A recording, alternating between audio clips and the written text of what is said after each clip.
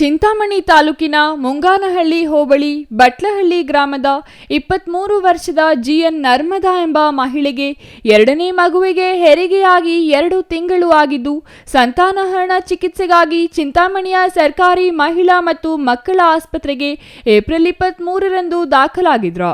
ಸಂತಾನಹರಣ ಚಿಕಿತ್ಸೆ ವೇಳೆ ಮಹಿಳೆಯ ಕರುಳಿನ ಭಾಗದಲ್ಲಿ ತೊಂದರೆಯಾಗಿ ಆರೋಗ್ಯದಲ್ಲಿ ಏರುಪೇರಾಗಿದ್ದು ಅವರಿಗೆ ಸೂಕ್ತ ಚಿಕಿತ್ಸೆ ನೀಡಿದ್ರು. ಚಿಕಿತ್ಸೆ ಪಡೆದು ಕಳೆದ 4 ದಿನಗಳ ಹಿಂದೆ ಅಂದರೆ ಮೇ 7ರಂದು ಆಸ್ಪತ್ರೆಯಿಂದ ಡಿಸ್ಚಾರ್ಜ್ ಆಗಿದ್ದಾರೆ. ಮೇ 10ರಂದು ಮಧ್ಯರಾತ್ರಿ ಬಾಣಂತಿಯ ಆರೋಗ್ಯದಲ್ಲಿ ಏರುಪೇರು ಆಗಿ ಚಿಕಿತ್ಸೆಗಾಗಿ ಚಿಂತಾಮಣಿ ಆಸ್ಪತ್ರೆಗೆ ಬಂದಿದ್ದು ಚಿಕಿತ್ಸೆ ಫಲಕಾರಿಯಾಗದೆ ಮೇ 10ರ ರಾತ್ರಿಯೇ ಬಾಣಂತಿ ಸಾವನ್ನಪ್ಪಿದ್ದಾರೆ. 6 ಗಂಟೆಗೆಲ್ಲ ಬಿಟ್ಟು ಹೋಗಿ ಮನೆ ಹತ್ರ ಹೋಗಿ ಕೆಲಸ ಮಾಡಿಕೊಂಡು ಇದ್ದೆ. 8:30 ಎಲ್ಲ ಮಾಡಿಬಿಟ್ಟವ್ರೆ. ಅದು ಅಷ್ಟೊತ್ತಿಗೆ ನಮ್ಮ ತಾಯಿ ಒಬ್ಳು ತೀರ್ಕೊಂಡಿತ್ತು. 10 ಗಂಟೆಗೆ ತೀರ್ಕೊಂಡಿತ್ತು. ಮತ್ತೆ ಫೋನ್ ಮಾಡಿದೆ, ಇನ್ಫೆಕ್ಷನ್ ಆಗಿದೆ, ಏನಪ್ಪ ಮಾಡೋದು, ಈ ಥರ ದೊಡ್ಡ ಆಪ್ರೇಷನ್ ಮಾಡಬೇಕಂತ. ಇನ್ನು ಬೇರೆ ಯಾವುದು ನಾನು ಪೇ ಕಟ್ ಆಗಿದ್ದು ಏನೂ ಹೇಳಿಲ್ಲ. ಇನ್ಫೆಕ್ಷನ್ ಆಗಿದೆ, ದೊಡ್ಡ ಆಪ್ರೇಷನ್. ಸರಿ ಮೇಡಮ್, ಇನ್ಫೆಕ್ಷನ್ ಆಗಿದೆ, ದೊಡ್ಡ ಆಪ್ರೇಷನ್ ಮಾಡಿ ಮೇಡಮ್, ಅಷ್ಟೇ ಆಗುತ್ತಾನೆ ಅಂತ ಕೇಳಿದೆ. ಆಯ್ತಪ್ಪ ಸರಿ ಅಂತ ಇಟ್ಬಿಟ್ರು. ಮತ್ತು ನಮ್ಮ ಹೆಂಡತಿ ನೋಡಿಕೊಂಡು ಹಂಗೆ ಇದ್ವಿ. ನಮ್ಮ ತಾಯಿ ತೀರ್ಕೊಂಡಿರ್ತೀರಲ್ಲ, ಅಲ್ಲಿ ಹೋಗಿದ್ದೆ. ಅಲ್ಲಿ ಕೆಲಸ ನೋಡಿಕೊಂಡು ಎಲ್ಲ ಆಗೋಯ್ತು. ಮಾಡ್ಕೊಂಡು ಮತ್ತೆ ಇಲ್ಲಿ ಬಂದೆ. ಆರಾಮಾಗಿದ್ದು ನಾನು ನೋಡಿಕೊಂಡು ಹೋದೆ. ಸಾಯಂಕಾಲ ಊಟ ತಗೊಂಡು ಬಂದೆ. ಅವ್ರಿಗೆ ಊಟ ಏನು 3 ದಿವಸ ಅಂದರು.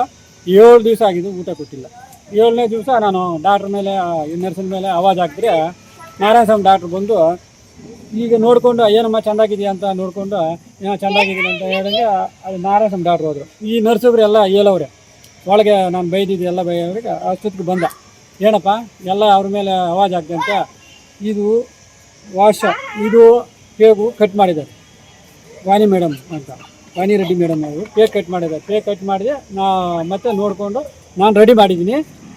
ಈಗ ಅದೆಲ್ಲ ಪೈಪೆಲ್ಲ ಹಾಕಿದ್ದೀನಿ, ಆರಾಮಾಗೈತೆ. ಈ ಮೆಡಿಸಿನ್ ಎಲ್ಲ ಆಚೆ ತಗೊಂಡು ಬರೋ ಅಂತ ಎಲ್ಲ ಮೆಡಿಸಿನ್ ಎಲ್ಲ ಆಚೆಯಿಂದ ನಾನು ತಗೊಂಡು ಬಂದು ಕೊಡ್ತಾಯಿದ್ದೀನಿ. ಎಲ್ಲ ಆಗ್ತಾಯಿದ್ರು. ಮತ್ತು 10 ದಿವಸ ಆಯಿತು. 10 ದಿವಸ ಏನೂ ಹೇಳಿಲ್ಲ. 11 ಆಯಿತು. 14ನೇ ದಿವಸ ನಾನು ಇವರು ಏನಾದ್ರು ಸಂತೋಷ್ ಡಾಕ್ಟ್ರು ಇವರೆಲ್ಲರೂ ಆಯ್ತಪ್ಪ ಮಾತಾಡೋಣ ಬರ್ರಿ ಸಂತೋಷ್ ಡಾಕ್ಟ್ರಿಗೆ ಆಪ್ರೇಷನ್ ಆಗಿದೆ ಕಾಲಂತ. ಆಪ್ರೇಷನ್ ಕೋಲಾರ್ಗೆ ಹೋಗಿದ್ದೀನಿ. ಅಲ್ಲಿಂದ ಬರೋಕ್ಕೆ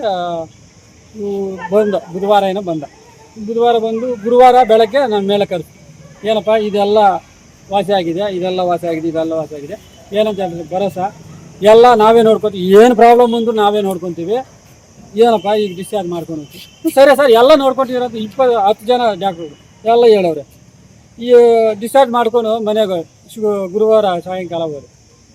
ಶುಕ್ರವಾರ ಸಾಯಂಕಾಲ ಹೋಗಿ ಶನಿವಾರ ಬೆಳಗ್ಗೆ ಸಾಯಂಕಾಲ ಊಟ, ಭಾನುವಾರ ಬೆಳಗ್ಗೆ ಸಾಯಂಕಾಲ 8:30 ಊಟ ಮಾಡಿದು ನಾವಿಬ್ಬರು ಮಾತಾಡ್ಕೊತಾ ಇದ್ವಿ. ಮತ್ತು 9:30 ಸೊಂಟ ನೋವ್ತೈತೆ, ಏನು ಮಾಡೋದು ಅಂತ. ಈ ಮಾಮೂಲಿ ಆಪ್ರೇಷನ್ ಮಾಡಿದ್ರೆ ನೋವ್ತಾ ಇರ್ತದೆ, ಅದು ಏನು ಪ್ರಾಬ್ಲಮ್ ಏನಿಲ್ಲ ಅಂತ ಹಂಗೆ ಇದ್ವಿ. ಮತ್ತು 10:30 ಮೇಲೆ 11 ಗಂಟೆಗೆ ಫುಲ್ಲು ನೋವು ಬಂತು. ಅಷ್ಟೊತ್ತಿಗೆ ನಮ್ಮ ಮಾಮ ಫೋನ್ ಹಚ್ಚಿ ಆಂಬುಲೆನ್ಸ್ ಬಂದಿತ್ತು. ಆಂಬುಲೆನ್ಸ್ 11:30 వచ్చి ಆಂಬುಲೆನ್ಸ್ ಎತ್ಕೊಂಡು వచ్చి ಆ ಪಾದ ಹಾಸ್ಪಿಟ್ಲಿಗೆ పోయేబట్టి లోపలికి ఎత్తుకుంది. నేను గాడిలో అందరూ వచ్చి లోపలికి తోసుకొని పోయి లోపల దొరికి.